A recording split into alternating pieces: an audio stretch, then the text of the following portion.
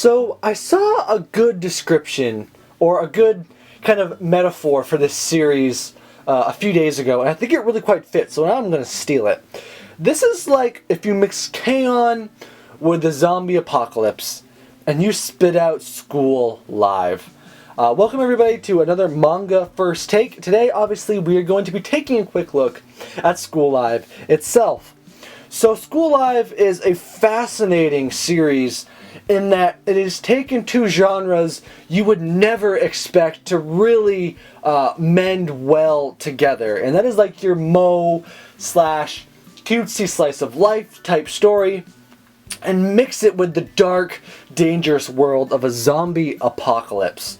And so our main character here in the front, Yuki, is a very interesting character and protagonist to wrap your head around, because you quickly find out, and obviously there's going to be some spoilers in this, guys.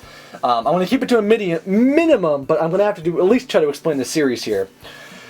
So Yuki, obviously, from the horrific events of the basically apocalypse that has happened, she has been so severely affected that her memory and her psyche has basically been shattered to the point where she still thinks she's at school and it's normal and everything is fine.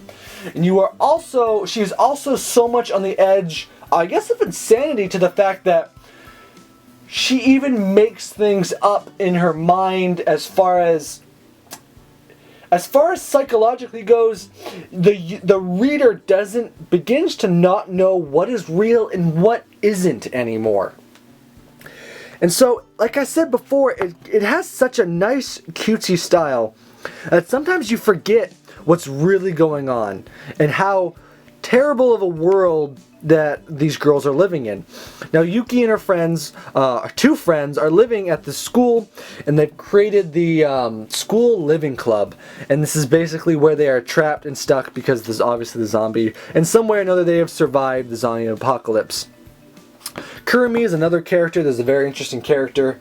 I'm blanking on the other girl's name at the moment, but they are obviously much more mature and much more aware of what is happening right now. And there's also a character called Megumi, who is the teacher, and her character is very interesting. I'm not going to spoil anything here, but a very interesting also addition to this first volume. And now one of the things I want to just mention right now before it gets too late is that for those of you who have watched the anime, the manga is a very different experience.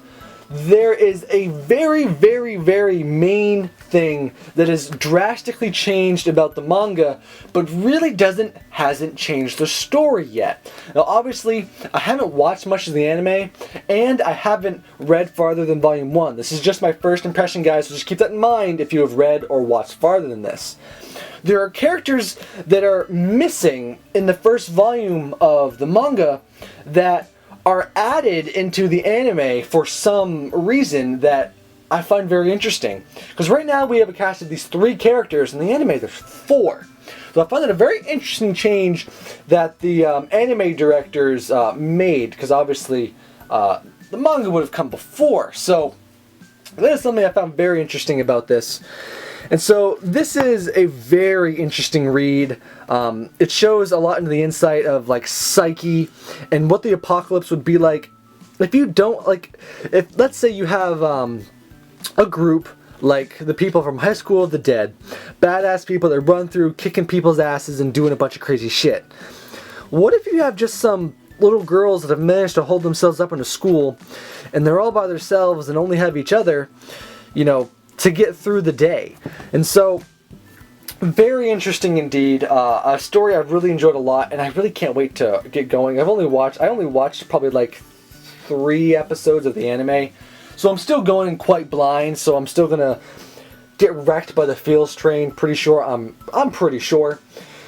And so it's definitely be interesting to see how Yuki's psyche develops as the series goes on, because she already has almost remembered things, but then kind of relapses back into her happy world. But anyway, guys, I've been Fiddle Ferret. I really hope you did enjoy this manga first take. If you enjoyed it, a rating would be much appreciated. And you can go ahead over to the playlist and check out all of the other manga first takes I've done.